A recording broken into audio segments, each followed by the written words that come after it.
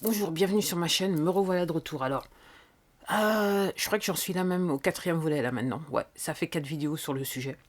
Alors, ouais, le chômage. Aujourd'hui, parlons du chômage. Euh, alors, comme vous le savez, il y a pas mal de gens, il y a des millions de gens qui se retrouvaient du jour au lendemain au chômage partiel. Et la question que je me posais ce matin quand j'ai pensé à cet épisode, à cette vidéo, c'est que je me suis dit combien de personnes qui sont actuellement, qui ont dû se mettre au chômage partiel vont se retrouver au chômage tout court. Ouais.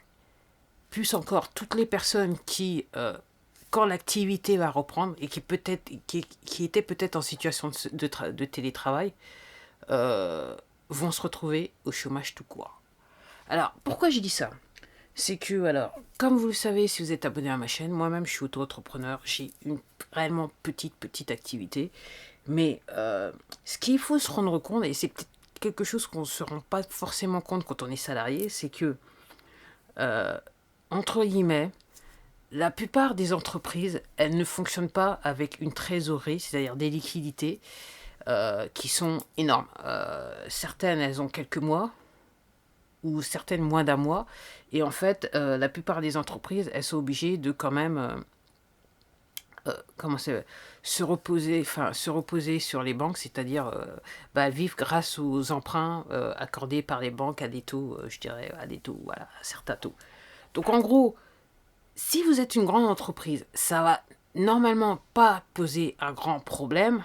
Quoique, je pense qu'il y a quand même des réductions d'effectifs parce que je me dis qu'on on peut pas rester un mois sans activité sans en souffrir, quelle que soit la taille de l'entreprise, même si vous êtes une grande entreprise.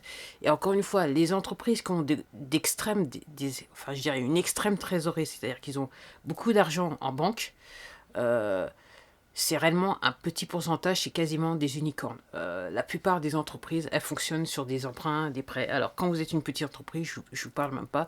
L'autre fois, je regardais une vidéo, il y a une personne qui disait, ouais, pour revenir au restaurant, c'est que généralement, les restaurateurs, ils ont peut-être 2 jours, voire une semaine de liquidité. Après ça, c'est le flou artistique. Donc voilà ce qui me fait penser que, entre guillemets, une fois que l'affaire sera faite, à la fin du mois si jamais ça s'arrête, quelque part j'espère, mais j'ai des doutes, à la fin du mois d'avril, il y a des gens qui vont se retrouver à nouveau au chômage. Ça, il faut pas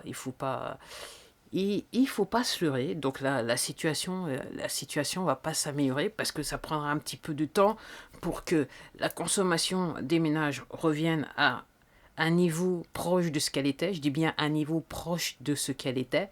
Parce que revenir à ce qu'elle était, c'est pour ça que lors du dernier épisode, j'ai parlé de bienvenue dans l'ère du minimalisme, là, parce que les gens, je pense que les gens, voilà, ceux qui voulaient pas comprendre, je crois, ont compris ce qui se passait, et ont compris, je dirais, ont compris leurs erreurs pour ceux qui dépensaient énormément. Alors, j'avoue que mon cœur, il va un petit peu à tous ceux qui sont extrêmement endettés, ceux qui viennent juste d'acheter des propriétés, et tous ces chefs d'entreprise qui ont, pour certains, passer toute une vie à construire une affaire, à quelque part employer des gens, nourrir des familles, et du jour au lendemain, comme ça, ils vont se retrouver obligés de fermer les portes de leur entreprise.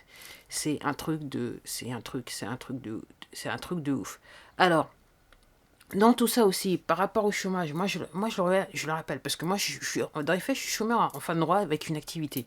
Donc, en gros, chômage partiel, moi je dis très bien, mais après, combien de temps les gens ils vont trouver, enfin, combien de temps ça prendra pour que les gens en fait puissent toucher l'argent? Parce que là, en temps normal, ça prend déjà quelques mois. Là, il y a des millions, un influx d'un million qui vient juste de passer, et il faut indemniser ces gens-là. Et quand on connaît la procédure administrative qui est Pôle emploi, entre guillemets, il n'y a pas que Pôle emploi, il y a aussi la CAF. Je me dis qu'avec peut-être un petit peu de chance, fin mai, voilà, voilà. Peut-être, peut-être. Donc ça va être assez intéressant la situation, surtout que, voilà, surtout que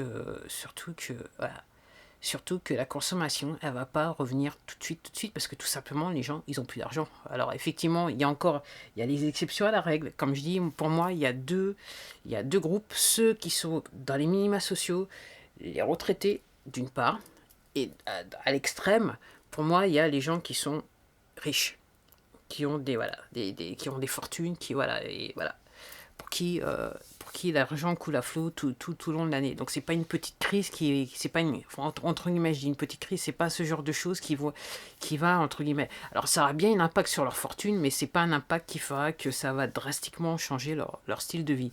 Par contre, tous les gens qui sont entre les deux, effectivement, ce qui me surprend, c'est qu'on parle pas encore de suicide. Voilà, c'est voilà. Peut-être que d'ici la fin du mois, les chiffres vont commencer déjà à apparaître. Voilà, donc voilà ma position sur le chômage. Donc je me dis ça va être pire. Et je me dis que ça va reprendre lentement parce que, encore une fois, quand vous êtes une entreprise, moi je vois, si je prends l'exemple de ma situation, j'ai pas fait ce chiffre d'affaires, je l'ai pas fait en février, je l'ai pas fait en mars, et là je vais pas le faire en avril. Ok, donc ça fait 3 mois où, entre guillemets, euh, c'était supposé être, et ça partait bien en janvier, c'était supposé être le décollage de mon activité. Donc en gros, pendant ces 3 mois, j'aurais pas le chiffre d'affaires que j'espérais avoir. Donc à côté, comme toutes les autres entreprises, j'ai des charges. Alors heureusement, j'ai pas d'employés, mais il y a des entreprises qui ont des employés. Ces entreprises, les personnes qui font du commerce, là, elles ont perdu un chiffre d'affaires. Il n'y a aucun moyen pour lequel, enfin, il y a aucune solution pour eux de, entre guillemets, refaire ce chiffre d'affaires durant cette période. Aucune solution, aucune solution. Donc en gros, il va falloir prendre des décisions parce que ça veut dire que si vous n'avez pas le chiffre d'affaires, toutes vos charges, vous ne pouvez pas les couvrir. Donc en gros, il n'y a pas 136 solutions. Il faut diminuer certains services, diminuer les charges, essayer de faire tourner l'entreprise avec le minimum nécessaire juste pour essayer de survivre.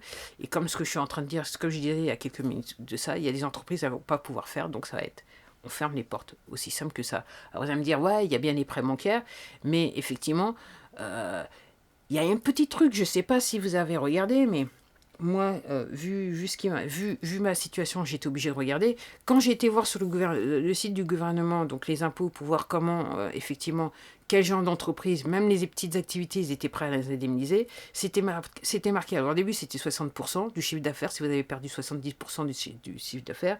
Après, c'est passé à 50%. Et surtout, une fois qu'ils sont passés à 50%, ils ont expliqué que les entreprises qui avaient déjà des dettes par rapport à l'État, elles n'allaient pas toucher d'aide. Il y avait un mot comme ça.